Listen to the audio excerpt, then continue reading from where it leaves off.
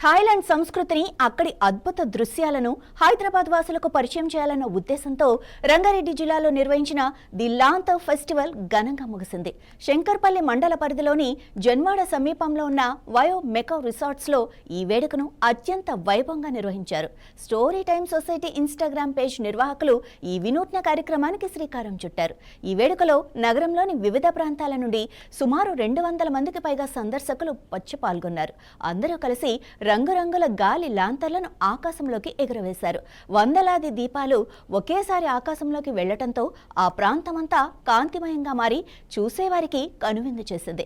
కార్యక్రమ ఆర్గనైజర్లు భవ్య, సాత్విక్ మాట్లాడుతూ, సాధారణంగా ఈ లాంతర్ ఫెస్టివల్ ప్రతి సంవత్సరం థాయిలాండ్లో ఎంతో ఘనంగా జరుగుతుందన్నారు.